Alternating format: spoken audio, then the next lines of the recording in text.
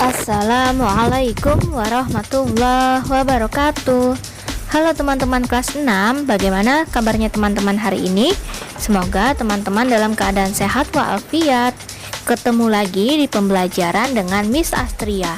Di video kali ini kita akan belajar tema 6E, wirausaha, subtema 2, usaha di sekitarku, pembelajaran 1 dan 2. Apakah teman-teman sudah siap? Jika sudah siap, mari kita mulai dengan membaca basmalah. Bismillahirrahmanirrahim. Teman-teman, berikut ini tujuan pembelajaran yang akan teman-teman capai setelah teman-teman menonton video pembelajaran. Yang pertama, peserta didik dapat mengisi daftar riwayat hidup dengan tepat melalui mengamati video pembelajaran. Peserta didik dapat memahami kegiatan ekspor-impor dengan tepat melalui mengamati video pembelajaran. Peserta didik dapat mengetahui bentang magnetis dan non-magnetis dengan tepat melalui mengamati video pembelajaran. Peserta didik dapat menentukan manfaat keberagaman wirausaha dengan tepat melalui menonton video pembelajaran. Dan yang kelima, peserta didik dapat merancang poster dengan tepat melalui mengamati video pembelajaran. Baik teman-teman, coba teman-teman amati gambar yang ada pada layar. Nah, perhatikan di situ ada 3 jenis usaha. Usaha apa ya teman-teman yang tampak pada gambar? Oke, yang pertama ada usaha memasarkan produk kain. Gambar yang di tengah, benar teman-teman, usaha di bidang kuliner, makanan. Yang ketiga, usaha di bidang jasa, yaitu perbaikan mobil. Nah, teman-teman coba lihat, kira-kira apa sih peralatan yang mereka gunakan? Macam-macam ya teman-teman. Untuk yang usaha di bidang kain itu menggunakan peralatan untuk mengukur kain. Di bidang kuliner, peralatan untuk menyajikan kulinernya. Dan di bidang perbaikan mobil itu menggunakan peralatan untuk memperbaiki mobil. Nah, dari ketiga usaha ini memiliki perbedaan pada masing-masing usaha. Nah, untuk lebih jelasnya kita akan mempelajari sentra kerajinan keramik Pleret Purwakarta. Teman-teman dapat melihat ini di buku 6E ya, di halaman 44. Oke teman-teman, nah di dalam teks ini sentra kerajinan keramik kita memperoleh informasi. Yang pertama, sentra kerajinan keramik ini terletak di Desa Anjun, Citeko, dan Desa Pamoyangan yang ada di Purwakarta. Nah, untuk kerajinan ini ternyata sudah ada sejak lama nih teman-teman, yaitu sejak tahun 1904. Nah, awalnya ini masyarakat sekitar ini menggunakan tanah liat yang berwarna merah. Nah, untuk membuat keramik. Kemudian masyarakat ini membuat keramik berupa perkakas rumah tangga untuk memenuhi kebutuhan sendirinya. Kemudian lambat laun masyarakat ternyata yang mereka buat ini memiliki nilai jual yang tinggi, sehingga kerajinan keramik ini berkembang hingga sekarang. Nah, ini contohnya ada gerabah, perabotan rumah tangga, mainan anak, dan souvenir. Nah, karena ini semakin maju, jadi dari keramik ini pun juga memiliki nilai jual yang sangat tinggi sehingga dapat diekspor, bahkan menembus di pasar benua Asia, Eropa, Amerika, dan Afrika. Wow, hebat ya teman-teman. Dari Purwakarta ini bisa mendunia produknya sampai ke benua lain yang ada di dunia. Teman-teman coba perhatikan pada layar. Ini merupakan produk kerajinan keramik yang ada di Pleret. Nah, dari produk ini berhasil menembus pasar internasional dengan kegiatan ekspor dan impornya. Apa sih kegiatan ekspor dan impor? Yuk kita simak pembahasan berikutnya. Kegiatan ekspor dan impor dalam perdagangan internasional. Nah, ini terkenal di dalam perdagangan internasional ya teman-teman. Untuk kegiatan ekspor ini, kegiatan menjual barang atau jasa ke negara lain. Misalnya teman-teman memiliki produk konveksi pakaian. Nah, produk yang dari Indonesia kemudian teman-teman jual ke Inggris.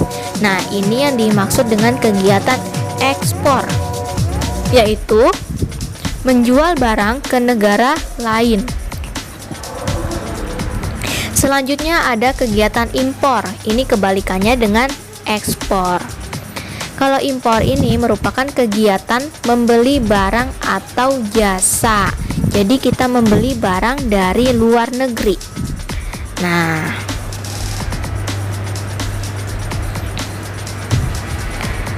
apa sih tujuan dari ekspor dan impor ini?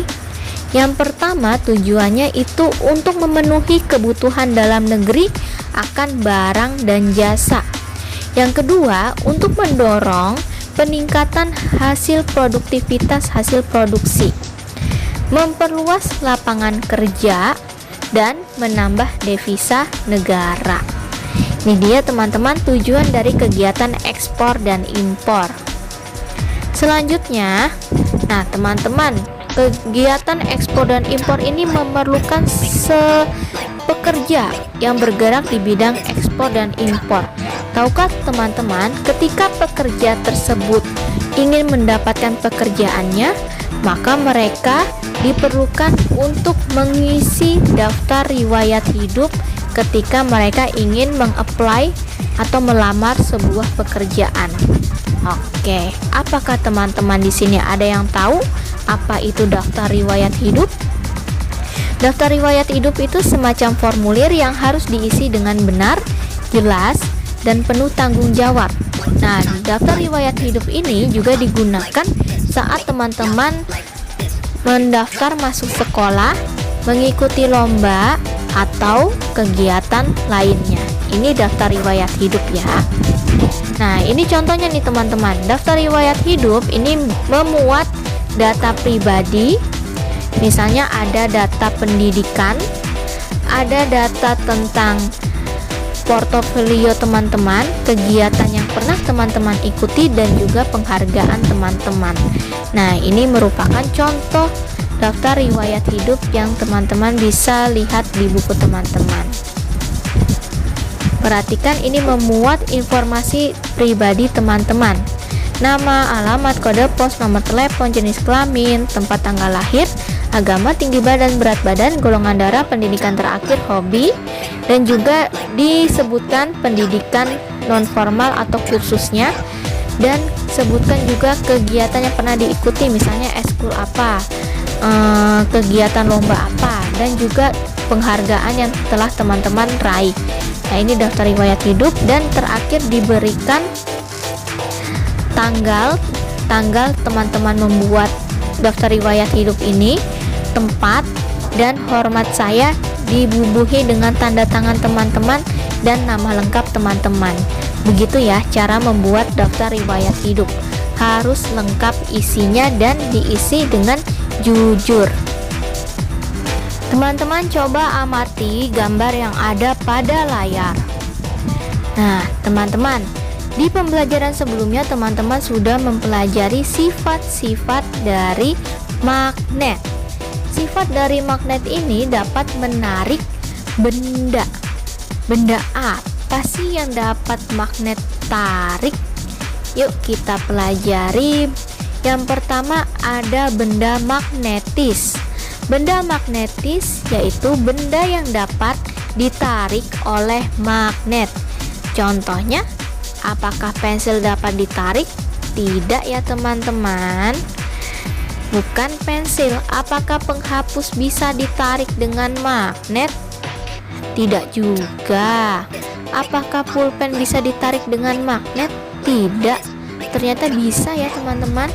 Pulpen bisa ditarik dengan magnet jika badan pulpen itu terbuat dari besi atau logam. Apakah kunci bisa ditarik magnet? Iya, kunci terbuat dari logam, maka bisa ditarik oleh magnet. Apakah kompas bisa ditarik dengan magnet?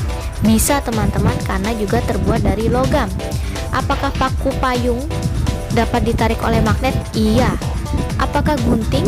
Gunting juga bisa ya. Apakah kaleng? Kaleng juga bisa ditarik oleh magnet. Ataukah klip kertas? Ini juga bisa ditarik oleh magnet. Apakah kuas? Kuas tidak bisa ya, karena ini batangnya terbuat dari kayu. Apakah jangka? Iya, jangka ini merupakan benda yang dapat ditarik oleh magnet. Oke, sekarang kita lanjut ke benda non-magnetis. Benda non-magnetis ini adalah benda yang tidak dapat ditarik oleh magnet. Nah, apa ya? Contohnya ada pensil, ada penghapus, dan juga ada kuas. Karena ketiga benda ini tidak terbuat dari logam sehingga tidak dapat ditarik oleh magnet. Berarti pulpen salah ya. Kunci juga bukan, kompas juga bukan, paku payung bukan, gunting bukan, kaleng bukan, paper clip bukan, dan jangka juga bukan ya teman-teman. Nah, ini yang benda non magnetis, contohnya ada pensil, penghapus, ada kayu, ada kertas, ada kain, dan lain-lain. Oke, selanjutnya teman-teman. Nah, teman-teman ketika ingin mengenalkan produk dari usaha teman-teman, kita perlu membuat poster. Nah, di sini ada contoh nih teman-teman. Segera koleksi kerajinan gerabah pleret.